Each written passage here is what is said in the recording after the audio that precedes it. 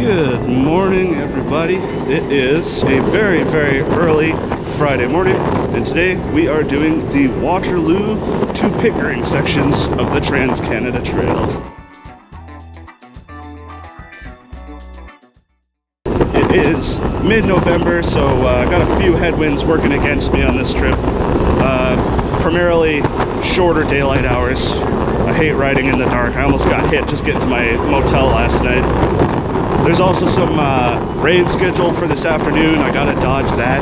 A lot of the trail that I'll be covering today is all gravel trail, and I'm on my electric skateboard, so hopefully it's some rideable trail, because some of my experiences with gravel trails have not been the greatest. Some other headwinds is it's fairly chilly this weekend. It's supposed to get warm today, but the next couple days it's going to be in the single digits. So I'm equipped to handle that, but in cold weather you don't get nearly as much power out of batteries once they get cold, so I have to keep an eye on my range. Well, I got roughly 35 kilometers to my next charging stop. It's just hitting daylight now, so let's do it. Hashtag riding in traffic. Expecting a bit of rain this afternoon. Originally it was calling for a bit more. Thankfully what I was expecting for the morning has boiled away. Now it's not going to rain at all. 5 millimeters in the afternoon, and then like less than a millimeter in the evening. So I'm really hoping I can time my charging around that rain. I have a feeling I'm not going to get as far today as I was hoping. 35k to my first stop, and then another 45 to my next one. At the end of this trip, assuming I don't have to bail out before I get to my end point in Pickering, I'll be ending this exactly where the bike packing trip for the Durham section picked up. It's 7 o'clock now, but originally I was up at 5:30 to get everything all packed down, and then I enjoyed some breakfast in the lobby of the inn I stayed at. I stayed at the Inn of Waterloo. Breakfast wasn't all that great, but hey, I'll take it. It was included with the cost of the inn, so. Okay, well, I'm on the TCT, and I just gotta orient myself and figure out which way I'm going.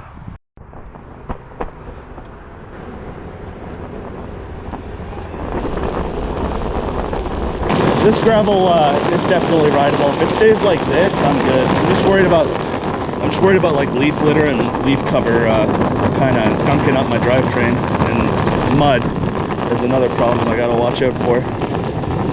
It's a little bit damp, and especially if it rains later today, I'm gonna really hope the trail does not get affected too much by that. But yeah, it feels good to be back out here and doing a section of the TCT, man. Slowly but surely, I want to fill in sections and get this whole trail done by various electric rideables.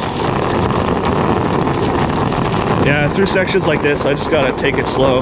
Watch out for washouts and potholes in the gravel. We're doing good. It's a little bit chilly. It's 7 degrees Celsius right now, but it's supposed to warm up to well over 10 degrees today. I think it's supposed to be like 15 later today. I think that's the University of Waterloo. So first charging stop is Cambridge, Ontario. There's a Tim Hortons there that should have an outlet inside that I can plug into. And our left-hand turn is coming up around this bend. There it is. And our trail takes us to the left here. So let's very gently make this turn so I don't spin out on gravel. Come on. Ah, there we go. All right. Up the hill we go. Oh wow. Again, spoiled for choice. I got a dedicated bike path or a bike lane. When the option is available to me, I'll always opt to take the one that's removed from the road. Especially this early in the morning, you never know when crazy drivers are not going to see me. That's awesome.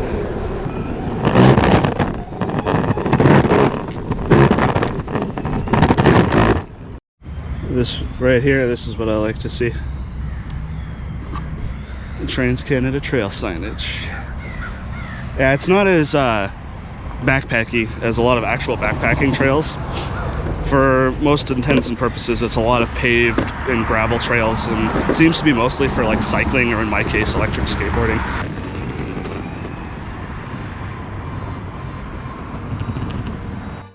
Yeah, it is the university, because there's the main bus loop for it. Oh, something's coming. The train crossing thing just went off. So that's what it is. It's just like a LRT type thing. Sorry, y'all. Forgive me. I've never been out to Kitchener.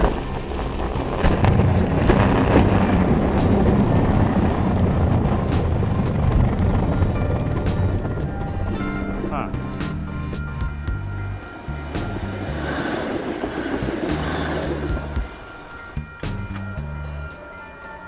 Awesome.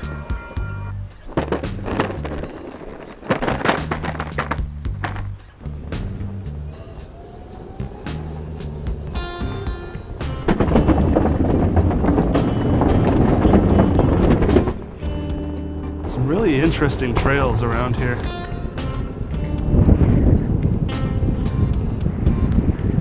I'm enjoying the paved sections while I can, because soon it's going to be like many kilometers of gravel trail that I got to ride down.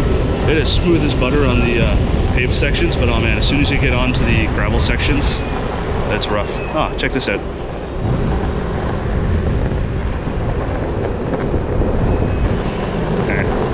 I don't want to fill up my SD card with just stuff from Kitchener, but a lot of these trails are so cool in the way they're designed. Ooh, Model 3. I actually got the text last night that says my car will be delivered soon, within the next few weeks. So that's exciting. I made an oopsie. I got off trail a little bit, not too far, but that's why I gotta monitor this. It's hard to manage the GoPro, manage the remote for the eskate, and make sure I'm staying on trail when there's so many weird twisty turns too. So I'm at the Waterloo Public Square right now. I use this opportunity to get this coat off. It is warming up quite considerably real fast. I'd say it's warmed up a good 5-6 degrees since I left. Just enough to make a sweater the most sensible option, even when moving. Because I'm moving on the board and not exerting myself, you gotta keep in mind wind chill. City sections are always really confusing and slow you down. All the turns and waiting for traffic lights and stuff. I gotta say though, I really enjoy the trail system around here. It's all paved, but it's really cool. Alright, let's spin our way.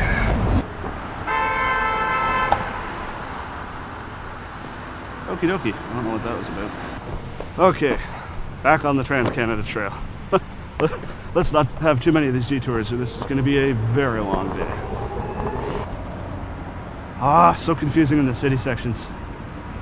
Once I'm actually out on a uninterrupted trail with no roads, it gets a lot easier to figure out where the frig you're going. Okay, here's the turnoff it wanted me to take. The GPS isn't accurate. It's telling me it was a little back that way a little bit, but oh.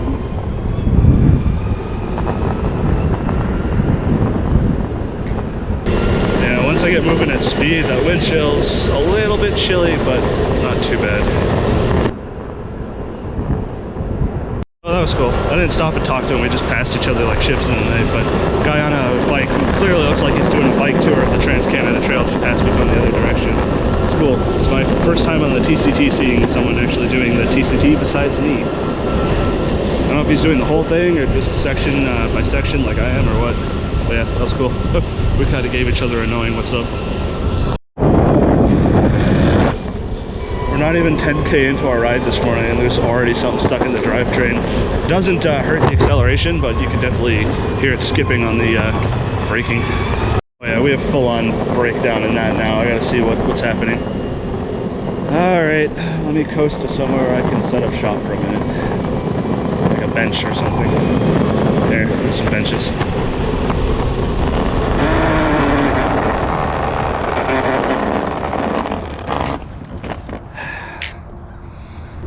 Alright, let's figure out which one of these is the offending belt. What do we got here? Felt like it was coming from my left side. Alright, we'll just clean them both out. Here, let me show you what I think is causing the problem. So this was already a problem before, but you see how there's that carved out section in the middle of that belt? That's from like a pebble or something getting stuck in the motor mount. So I think it's just weakened to the point where it's now skipping. So I'm just gonna replace that belt and call it a day, I think.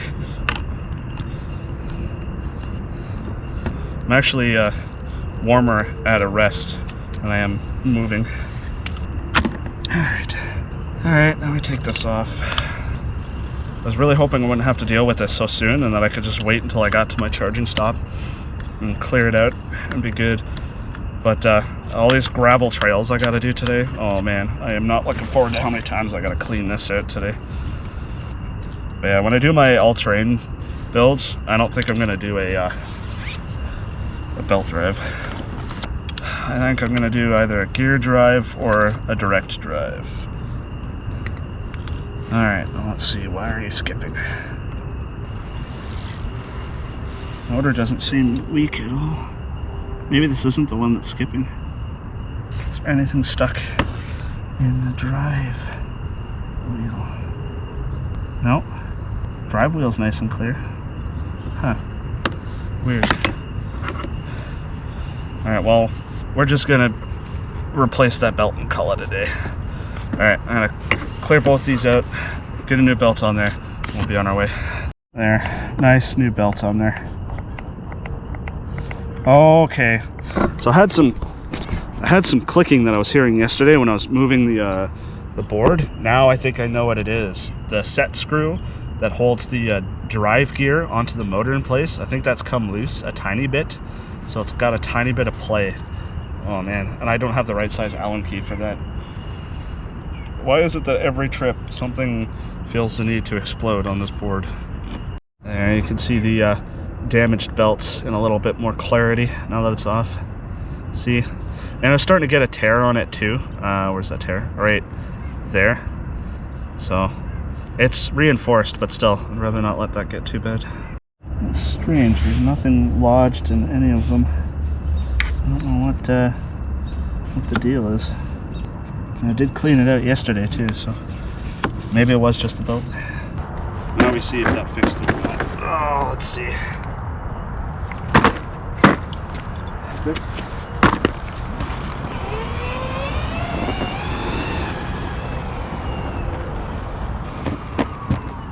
Even the brakes seem to be working, so yeah, I think it was the belt.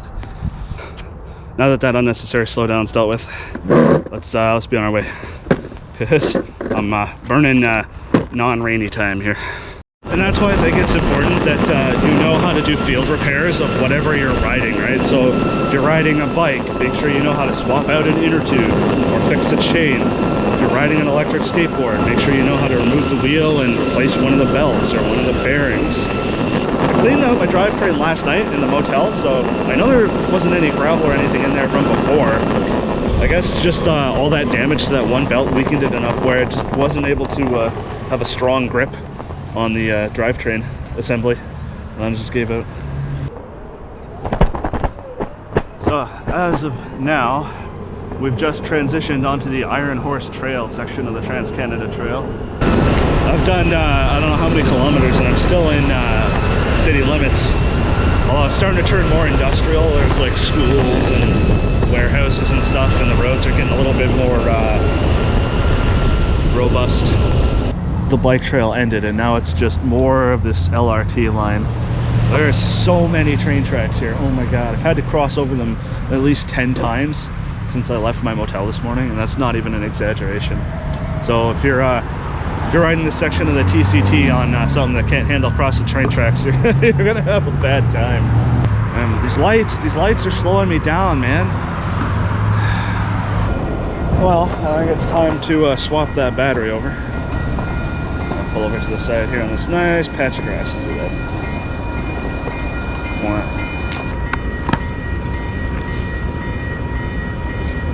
The batteries are nice and toasty in here.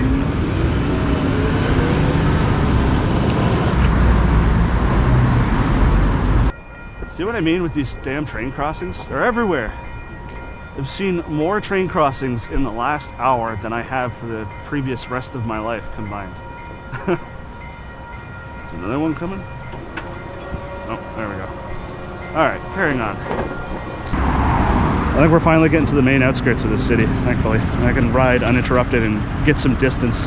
Oh, there's a mech there. So if I needed to get some outdoors gear, there's a mech right across the road. I'm topped up on everything, so I don't need anything.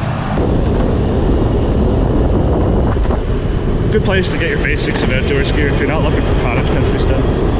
It's helpful when there's signage like that that tells me where the TCT is. I knew my turnoff was coming, but having the visual cues, man, really helps.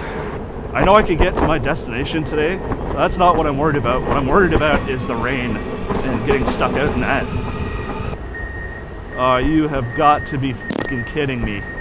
Really? The trail is closed? From some fucking stupid construction? Are you serious? Oh, man. Well, that's friggin' naft.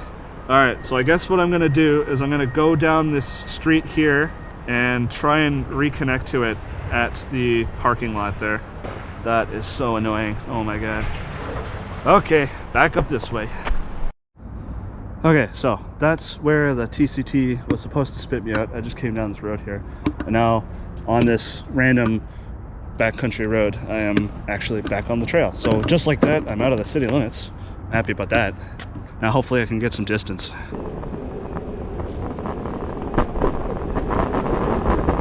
Hello. That dog was not happy to see me.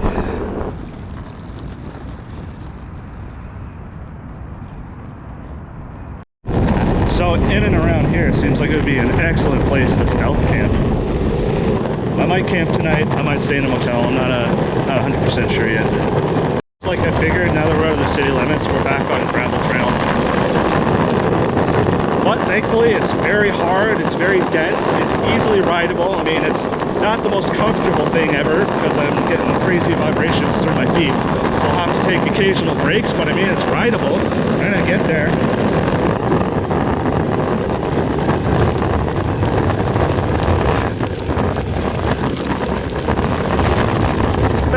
This trail is not meant for skateboards, but I'm doing it.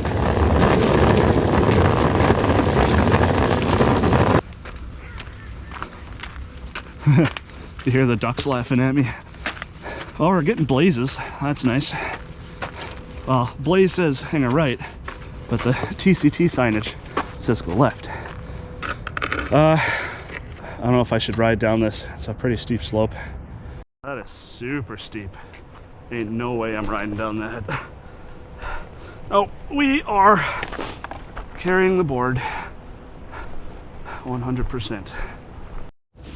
So there's the trail I was just walking down. There's like a little side trail into the woods here. Yeah, it's cool in here.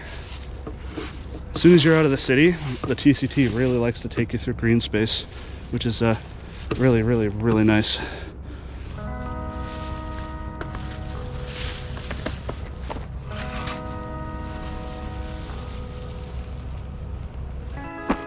Alright, an actual rideable section.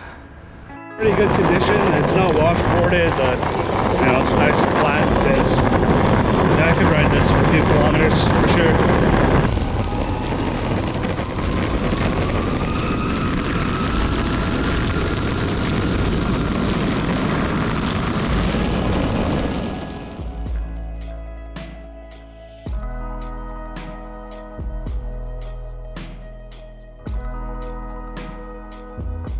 Oh man, exactly what I was worried was going to happen happened. This gravel is super loose and unrideable, so I gotta bust out my little pull handle and manually hike this. We'll give it a K or two and see if it gets any better. Otherwise I might have to bail off of the trail and take some roads.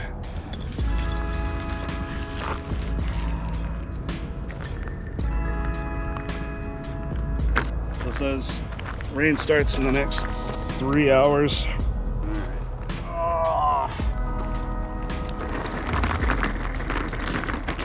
On gravel trail because of Mike's stupid life decisions. Oh, look at that. We're transitioning back to the rideable stuff. Oh, thank you. I only hiked, I think, like 200-300 meters on this rough stuff. And now it's rideable again. Except for this hill. I think we might be in the clear. Sweet. Let me just clear around this bend here. Nice. Oh, I don't mind the hiking sections because I've been doing a lot of training for it. But really slows you down. And that was my biggest worry between that and the rain. Let's hop on the board and get out of here. Back out onto the road. It's not trail, but it's a quiet side road. I'll take it.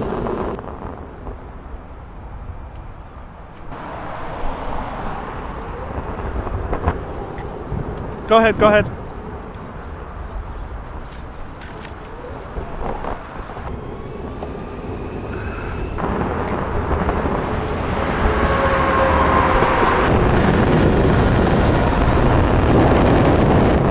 We need to take this trail. It stays like this, we're good. Alright, made it to the paved area. I'm just hoping that I didn't get anything wedged in there that I gotta stop and clean out again. Let's see. No churning from a standstill, so we're good there. That vibration was just me going over some grooves in the pavement. All the signage is really helpful. Alright, this is paved, it's just covered in leaf litter. The downside to riding in fall, that and only a handful of daylight hours to make distance. Interesting. It ain't exactly wilderness, but at least I'm on long, uninterrupted stretches of trail now. Just gotta keep the throttle maxed and see how much distance we can get.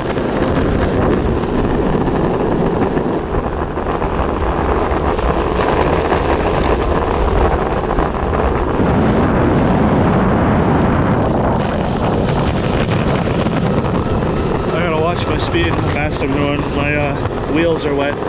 Wet slicks don't have the greatest traction. It's surprisingly smooth. A lot of the leaf litter has actually like flattened it out and made it smoother to ride on. So, as you can see, we've basically made it almost all of the way there. I'd say we've got about 1/10 of our distance left till we get to Cambridge. I'm also hoping I'll get lucky and somehow manage to outrun the rain. I doubt it, but a man can hope, right? That's a pretty cool view though. Look at this Canadian shield sticking out here. One thing I've come to realize lately is that when I get my next backpacker style tent, I want to get one that's freestanding. Because you see this rock here? There's a lot of places, especially in eastern Canada, where that is really close to the soil surface. And there's a lot of gravel, a lot of places too. That, and when you go to a heavily used campsite, all the dirt's packed down. So it is really hard to get stakes in the ground sometimes. Near impossible if you're set up on top of the Canadian shield like that. So having a freestanding tent, I think, would be wise. Anyways, I was going to show you this cool little lookout here on this switchback. It's pretty cool. It's overlooking the Grand River. Yeah, that's the Grand River here. So I don't know about this specific section, but one of the trips I have on my book is once I have my electric powered raft, I'd like to do a section of this Grand River on that boat.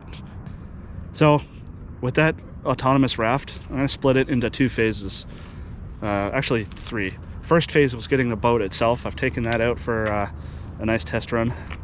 Second phase will be outfitting it with the electric drive components, so the 2400 watt hour battery I have my eye on, and the 30 horsepower trolling motor. Yeah, this thing's not going to be very fast, but it's designed to be a nice casual pace. I did the rough calculations. I'm probably going to get about 7-8 kilometers an hour out of it on flat water. And then the last phase will be outfitting it with the autonomous components, so that's the Pixhawk running ArduPilot. I got to mount the servo to the transom mount. So that's an exciting project. That'll be the main project for the warm weather next year. Right now it's all about getting that electric snowboard up and running. Anyways, I guess we should be on our way. Just wanted to take a break. I like this little switch back here. It goes down and around there, down underneath, and out the other side there. Ah, check this out. It's that old little bunker thing.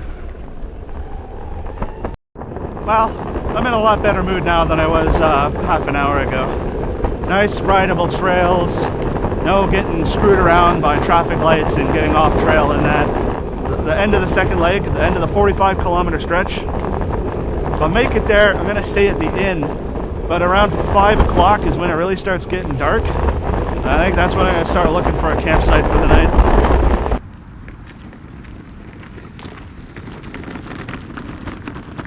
I don't know if you can tell because of the wide angle lens of the GoPro. There's a guy in a tent set up across the way there. He ain't no backpacker though. Oh yeah, we're almost there. Oh, the rain started. We're gonna get there, not a moment too soon. Thankfully it's just a light drizzle right now. Not enough to even get the ground wet.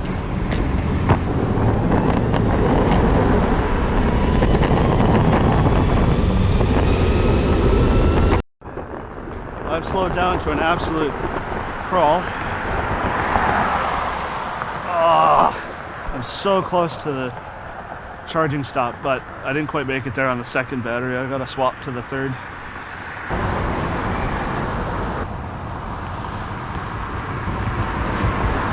And like I said, it keeps sprinkling rain, so it wants to. So I gotta figure out what I'm doing here.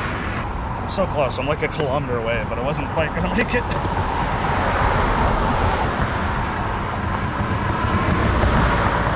All the way at the back, so I can get the weight distribution as far back as I can. Strap this back into place.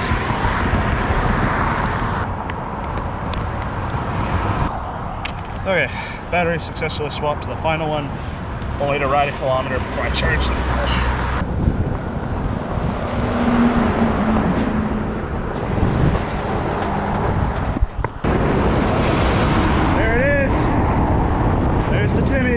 I just got to get across this road. There's where I'm going to call home for the next 3 hours. I just can't really talk to myself while I'm in there, so I will catch up with you guys after I'm done charging, I guess.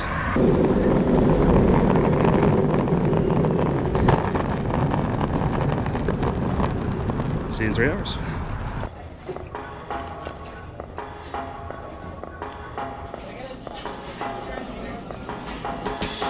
Oh man, look at the state of the board. It got too dark to ride without any sort of light. I'm really hoping that last battery will get me all the way there. Uh-oh. Finally, I'm a hurting unit. Too many bales off of the board. Yeah, I took a beating today. It outright snapped on me. Please, can I not have any more drivetrain issues on this trip? So, I think that's it. I'm popping smoke and pulling the plug.